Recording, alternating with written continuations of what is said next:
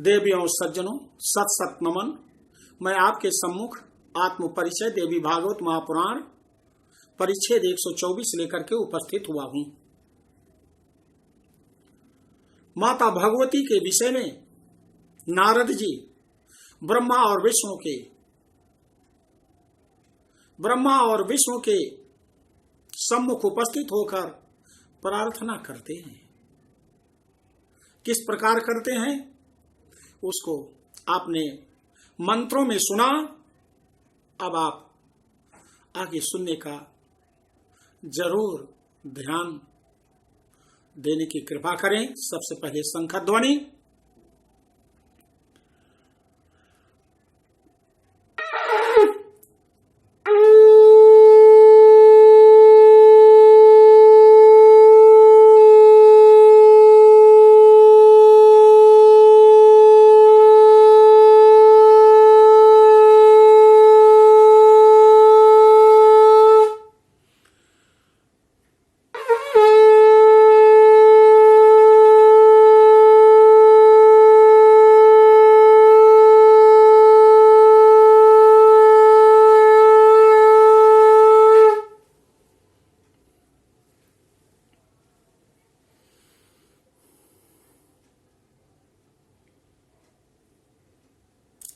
नारद जी कहते हैं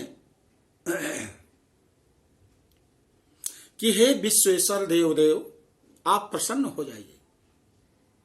नारायण वासुदेव प्रसन्न होइए। आपने शुभ्र शरीर के अंगों में सर्प रूपी आभूषण धारण करने वाले शिव जी, आप प्रसन्न हो जाइए। कौस्तुभ मणि से विभूषित शरीर वाले नारायण, आप मुझ पर प्रसन्न हो जाइए।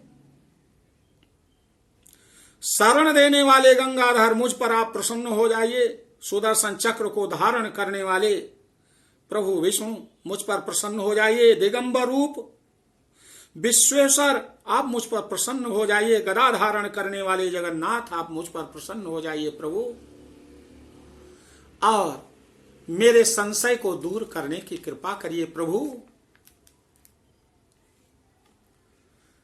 त्रिपुर का वध करने वाले शिव को नमस्कार है। असुर कंस का वध करने वाले कृष्ण रूप विष्णु को नमस्कार है। अंधकासुर का विनाश करने वाले शिव को नमस्कार है। और तृणावर्त का संहार करने वाले विष्णु, आपको नमस्कार है। 5 मुख वाले आप शिव को नमस्कार है। विष्णु को बार बार नमस्कार है। गरुण आसन पर विराजमान आप विष्णु तथा नंदी पर आरूढ़ आप शिव को नमस्कार है। नमस्त्रिपुरनाशाय कंसासुर विघातिने, अंधकासुर नाशाय तृणावर्त विनाशिने। नमस्ते पंचबक्त्राय विष्णुवे ते नमो नमः, गरुणासन संस्थाय वृषारूढ़ाय ते नमः। व्यासुवाच इत्येवं संस्तुवन्तं तं दृष्ट्वा देवर्षि सत्ततं, विलोक्य भगवान् विष्णुः प्राह देवं महेश्वरम्। विष्णुरुवाच भक्तोऽयं ज्ञानवान् देव विनीतो ब्रह्मरासुतः, अनुग्राहे अस्त्वाययावश्यम् यतस्त्वं भक्तवत्सलः। व्यासुवाच महेश्वरोऽपि तेनोक्तं वाक्यम् आकर्ण्य विष्णुना, भद्रं मे अवहितं प्राह प्रणतानां कृपाकरः। तथा पुनर्महादेवं महाज्ञानी महामतिः, नारदः पाप्रच्छ देवदेवं कृपानिधिम्। नारदवाच त्वमुपास्य तथा विष्णुम् ब्रह्मणं च जगत्पतिम्, इन्द्रादयो लोकपालाः सम्प्रापुः परमं पदम्। युष्माकं यत् समाराध्यं दैवतं पूर्णमव्ययम्, तन्मे कथय देवेश यदि ते मयि अनुग्रहः। एतादृशं महेश्वर्यं यत प्रसादाच्च लब्धवान् तच्चेद वदसि मे देव तदासो अनुग्रहो मयि। व्यासुवाच इत्येवं प्रतिभाषितो मुनिवरं श्रीनारदं शङ्करः कृत्वादौ प्राणिधानमेव सततं योगीश्वरं सादरम्। श्रीदुर्गाचरण अम्बुजं हृदि मुहुर्ध्यायन् अदेकं परं पूर्णं ब्रह्म तदेव निर्मल भक्तिर्वक्तुं समारब्धवान्। व्यास जी कहते हैं कि परम पूज्य उन देवर्षि नारद को इस प्रकार स्तुति करते हुए देखकर महादेव जी की ओर दृष्टि करके भगवान विष्णु ने कहा, हे देव, ये ब्रह्मा पुत्र देवर्षि नारद परम भक्त ज्ञानी तथा विनम्र स्वभाव वाले हैं। आप भक्त वत्सल हैं, इसलिए आपको इन पर अवश्य ही कृपा करनी चाहिए। भगवान शिव ने भी भगवान विष्णु द्वारा कही हुई बात को सुनकर कहा, आप शरणागतों पर कृपा करने वाले हैं और आपने मेरे लिए अत्यंत कल्याणकारी बात कही है। तत्पश्चात महान ज्ञानी और बुद्धिमान नारद ने कृपा सिंधु देवाधिदेव महादेव से पुनः पूछा।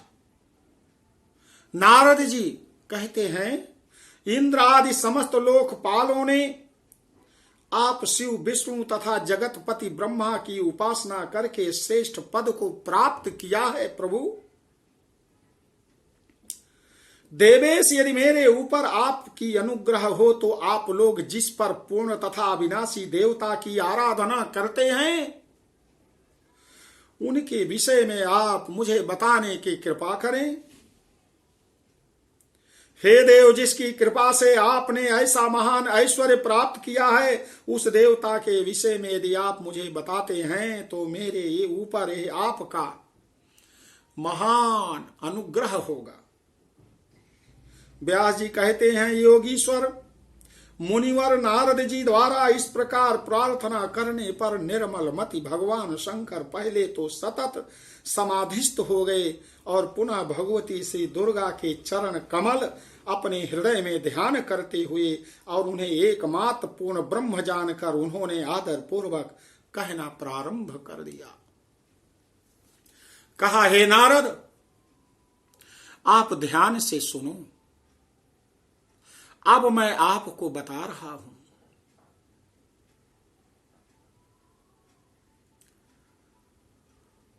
पांडवों में महाराज परीक्षित बहुत ही धर्मनिष्ठ राजा सिद्ध हुए। उनके राज्य में प्रजा सुखी थी। जिस प्रकार राम राज्य में संपूर्ण प्रजा सुखी थी, उसी प्रकार महाराज परीक्षित के राज्य में आर्यावर्त में संपूर्ण भारत वर्ष में प्रजा सुखी थी। किसी को किसी भी प्रकार का कष्ट नहीं था। एक दिन की बात है, वह भ्रमण करने के लिए निकल पड़ते हैं। अकेले निकल पड़े। रात्रि का समय है। जाते हैं अपने राज्य में, देखते हैं सभी लोग सोए हैं, शांति चित्त है, लेकिन दूर से एक बैल की कराहने की आवाज आ रही है। बहुत तेजी से वह रोता है और पुकारता है, बचाओ मुझे, त्राहिमाम त्राहिमाम, मुझे बचाओ, रक्षा करो रक्षा करो। उस बैल उस सांड को एक काला कलूटा, काला कलूटा बहुत बड़ा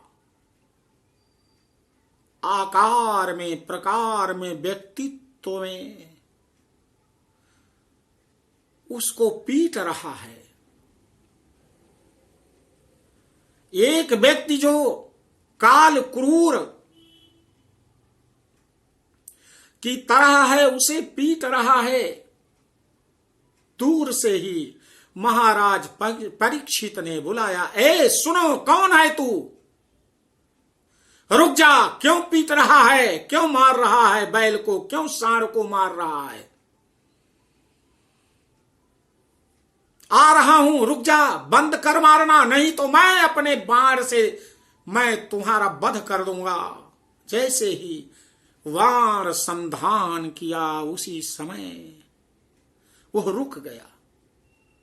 महाराज घोड़े पर चढ़े हुए उसके समीप पहुंचते हैं, कहा, कौन है तू? राजा परीक्षित के धर्म समृद्ध राज्य में, धर्म समृद्ध राज्य में तू गौवंश की ताड़ना क्यों कर रहा है? बता दे, तू कौन है? तू नहीं बताएगा, तेरी मृत्यु यहीं पर आ गई है। बोल, कौन है तू? तब वो हाथ जोड़ करके खड़ा हो जाता है। कहा, महाराज मेरा नमन स्वीकार करें, मैं कलयुग हूं। इतने में वह बैल, वह गोवंश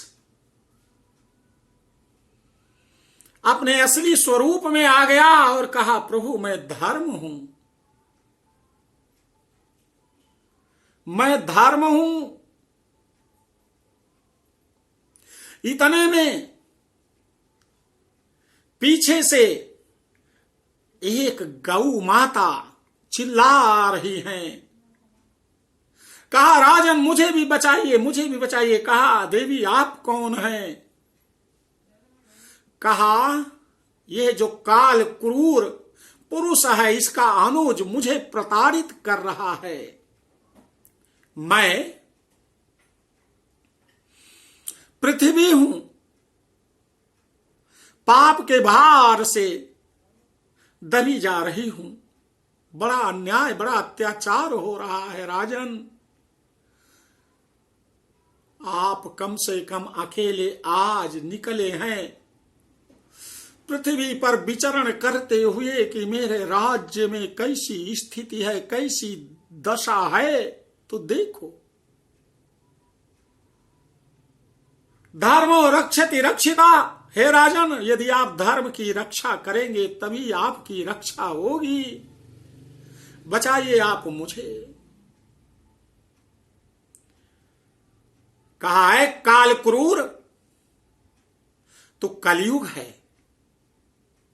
गोवंश और गो माता की तू हत्या करने जा रहा है, पीड़ा पहुंचा रहा है। मैं तुझे नहीं छोड़ूंगा, अभी ही इसी समय समाप्त कर देता हूं। तब उस काल क्रूर पुरुष कलयुग ने कहा, प्रभु हमारा समय आ गया है, अवश्य आप मुझे समाप्त कर सकते हैं, लेकिन सतयुग, त्रेता, द्वापर के बाद मैं कलयुग, मेरा समय आ रहा है और मेरे समय में धर्म नहीं रहेगा। प्रभु मैं रहूंगा या धर्म रहेगा? मैं रहूंगा तो धर्म स्वरूप गोवंश की रक्षा नहीं हो सकती है, गाय माता की रक्षा नहीं हो सकती है। कहा, नहीं हो सकती है, तुझे मैं समाप्त कर दूंगा, समाप्त कर दूंगा। कहा, प्रभु समाप्त तो कर दोगे, लेकिन इस कलयुग में जो गाय को पालते हैं, गोवंश को पालने वाले हैं, वे भी इनको दुख देंगे, मुझसे नहीं देखा जाएगा। आज आप देखिए तो सर्वत्र गोवंश, सर्वत्र गोवंश खाने के लिए, चारा पाने के लिए, जल पीने के लिए तरस रहे हैं। लोग छोड़ देते हैं, भटक रहे हैं सर्वत्र इधर उधर। कहा राजन, मैं जरूर, आप मुझे समाप्त कर सकते हैं, समाप्त हो जाऊंगा, लेकिन मेरी एक विशेषता है, मेरी एक बहुत बड़ी विशेषता, उसे आप सुन लो। और नहीं समाप्त हो जाऊंगा तो मैं क्या कहना चाहता हूं उसे आप सुन नहीं पाएंगे। कहा बताओ कलयुग क्या विशेषता है। कहा जन्म जन्म मुनि जतन कराही, अंतराम कहियावत नाही। जन्म जन्म मुनि जतन कराही, अंतराम कहियावत नाही। जन्म जन्म अंतर में ऋषि मुनि बहुत यत्न प्रयत्न करके भगवान की तपस्या में लग्न रहते हैं, लेकिन मृत्यु को प्राप्त हो जाते हैं और मरते समय राम का नाम नहीं निकल पाता है। सतयुग में, त्रेता में, द्वापर में और कलयुग में मेरी एक विशेषता है कि कलयुग केवल नाम आधारा, कलयुग केवल नाम आधारा। सुमिरी सुमिरी नर उतर ही पारा, सुमिरी सुमिरी नर उतर ही पारा। कलयुग में मेरे समय में केवल एक ही नाम आधार होगा, चाहे जैसे लेटे बैठे राम का नाम यदि लेंगे तो उनको मोक्ष मिल जाएगा, जो सतयुग, त्रेता और द्वापर में नहीं है वो कलयुग में सिद्ध हो जाएगा। प्रभु राजन हो जाएगा। इसलिए मनुष्य मात्र के उद्धार के लिए मेरा युग आना स्वाभाविक है। मुझे रहने दो राजन, रहने दो, रहने दो राजन। कहा कदापि नहीं। जिस भारतवर्ष में गौ और गंगा की रक्षा होती है, गोवंश की रक्षा होती है, मनुष्य भले ही पूर्ण काम होकर मोक्ष ना प्राप्त कर सके, लेकिन गोवंश और गाय की रक्षा तो होनी ही है। इसलिए मैं तुम्हें छोड़ूंगा नहीं, नहीं छोड़ूंगा। कहा प्रभु आपकी मर्जी। मैं आपसे पुनः निवेदन करता हूं कि आप मुझे, जो आपके राज्य में बेकार स्थान पड़ा हुआ हो, जहां पर कोई ना जाता हो, जिसका उपयोग ना हो रहा हो, वहां मुझे पहुंचा दीजिए, वहीं रहने की परमिशन दे दीजिए। कहा यह बात ठीक तुमने कहा। अब इसमें गोवंश की रक्षा भी हो जाएगी, धर्मो रक्षति रक्षिता, धर्म की रक्षा भी हो जाएगी, धर्म की रक्षा भी हो जाएगी, और प्राणी मात्र अपने आराध्य का स्मरण करके मोक्ष को भी प्राप्त कर लेंगे। कहा ठीक है, मैं आपको बताता हूं। तो देवियों और सज्जनों, मैंने आपको यहां तक